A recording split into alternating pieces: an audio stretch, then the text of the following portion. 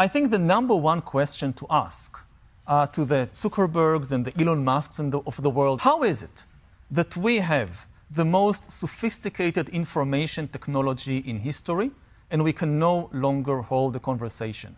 We can no longer talk with each other. That's the big question.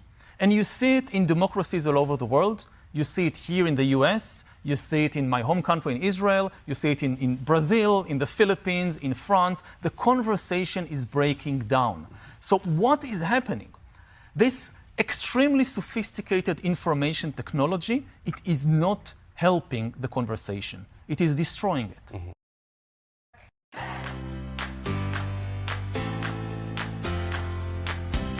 Yuval Harari is saying that there is a big difference between communication and what he believes is the most valuable and highly prized byproduct of communication. Harari is talking about the value and need for real conversation that builds insight, reflection, and relatedness. In classrooms at all levels, participatory conversation is prized evidence that students are authentically engaged. So how can teachers open the door to higher conversation? For the future of education, it is imperative to understand the promise of a play-energized language that generates a limitless biomass of artifactual, not artificial conversation.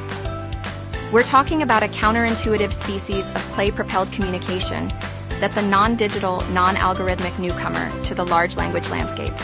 It might come as a shock to learn, but not all LLMs are digital. Harari is suggesting that communication is at its best when the conversation is thriving. It is the invigoration of the conversation that makes the brain grow. And play-centric communication is the organic algorithm that literally produces growth in the child's brain.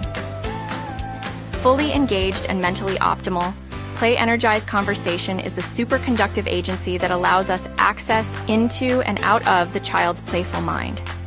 Of the vast number of educators who have been trained to drive students through the curriculum, many secretly wish they had the power to create compelling moments in which students are empowered to articulate meaning, raise questions, and grasp context. That power is the potential energy inherent in play.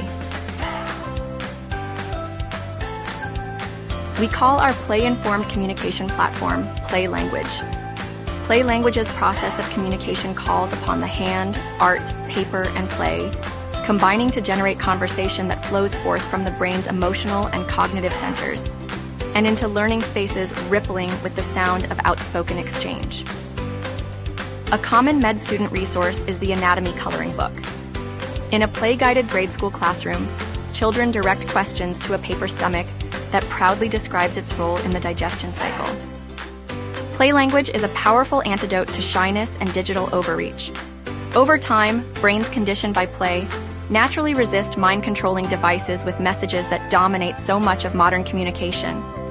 Play language serves as a preventive barrier to AI and the screen's algorithmic allure. The universal language of play is equipped with evolutionary roots in HI, or good old human intelligence.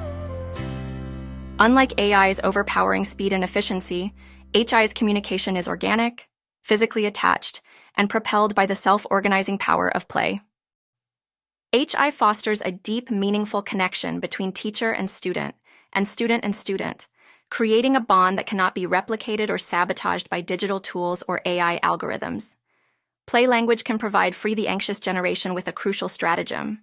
Play needs a home, in schools across the nation, inside the classroom.